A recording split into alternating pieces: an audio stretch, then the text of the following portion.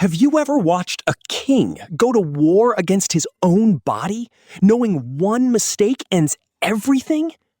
On June 27th, 2026, a 41-year-old captain walked out in Miami for a game his country couldn't afford to lose and walked off it with nothing. A scoreless draw. Second place. A knockout draw against a team built to punish exactly this kind of slip. But here's the part that makes this so brutal. 4 days earlier, this same man had just become the first player in history to score in 6 different World Cups, a record even Messi can't claim. He should be peaking. Instead, his team is cracking around him. The critics are louder than ever, and the margin for error has disappeared completely. This is why Ronaldo's World Cup dream could die again.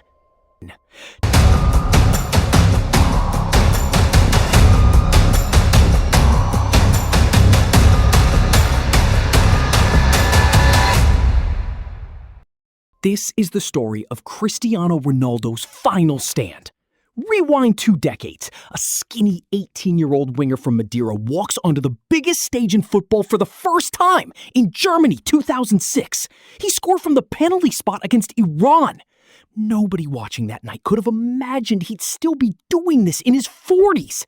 Nobody could have imagined it would take this long and cost this much to get anywhere close to actually winning the thing. Portugal reached the semifinals that summer. It is to this day still their best World Cup finish with him on the team. He was 21. He thought he had time. What followed was almost 2 decades of brilliance everywhere except this one stage. Ballon d'Ors, Champions League trophies, records that will probably never be broken by anyone wearing a shirt with his name on it. But the World Cup kept finding new ways to make him wait. 2010 in South Africa, Portugal crashed out in the round of 16 against Spain, the eventual champions. Ronaldo scores, but it isn't enough.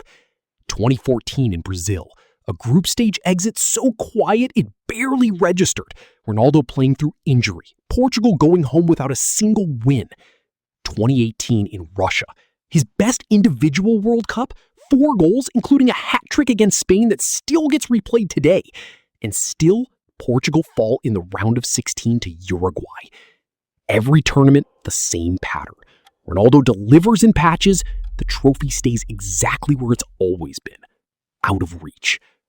Then came Qatar. 2022 was supposed to be the Exorcism. Ronaldo arrived as the most scrutinized player in the entire tournament, fresh off a humiliating exit from Manchester United. Desperate to silence the football world one final time on the biggest stage that existed. It went worse than anyone predicted. He looked a step behind the game from the opening whistle. Then manager Fernando Santos made the call nobody expected, benching the captain for the knockout round. Portugal beat Switzerland 6-1 without him in the starting 11. They looked better, faster, freer. Then, Morocco happened. Portugal, the team many had picked to win the whole tournament, lost to a side appearing in its first ever World Cup quarterfinal. Ronaldo came off the bench. He couldn't change it. When the final whistle blew, the cameras found him walking off alone, in tears. His career's defining ambition apparently finished for good. He wrote on Instagram afterward that the dream was over. He meant it. Only it wasn't. Not really. While the world assumed his international story was finished, Ronaldo quietly kept showing up for Portugal. And in 2025, they won the UEFA Nations League. He scored the winner in the semifinal against Germany, then again in the final against Spain, won on penalties. A 40-year-old man, written off by half of football, was still delivering on the biggest nights his country had.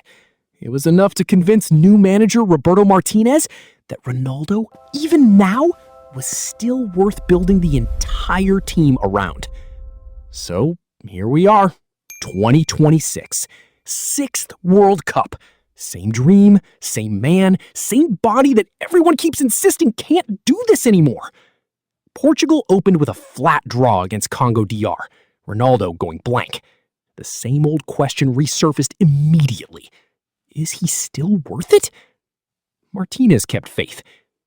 And then Ronaldo did something nobody in football history has ever done.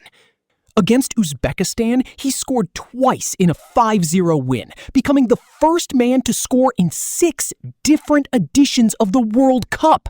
Not 5, 6. Not even Messi has matched it. For one night, every doubt evaporated. But football refuses easy narratives. Against Colombia, Ronaldo went quiet again. Outshone by his old Real Madrid teammate James Rodriguez, his one real chance smothered by the keeper. The game finished scoreless. Portugal dropped to second in the group, and the road ahead changed completely. A different bracket, a different opponent, and the door on a Ronaldo-Messi World Cup meeting, somewhere down the line, just closed, unless both teams reach the final itself. What awaits Portugal now is something almost poetic.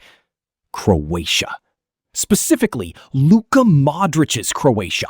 6 seasons as Ronaldo's teammate at Real Madrid. 4 Champions League titles won side by side. Now 40 years old himself and almost certainly playing his own final World Cup. 2 men who built an era together, about to try to end each other's last shot at glory. Croatia have made a habit of punishing bigger names.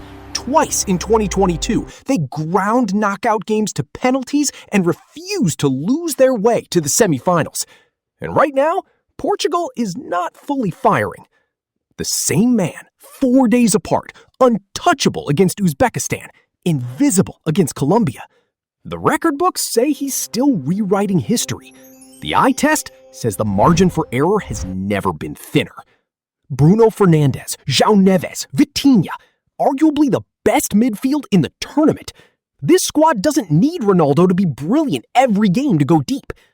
But knockout football rarely forgives inconsistency. Beat Croatia and Euro 2024 champion Spain wait next. By most measures, the best side left in the bracket. For Ronaldo, every one of these games might be his last. This is realistically it. He has the trophies. He has the records. He just became the only man alive who scored in 6 different World Cups, 20 years apart.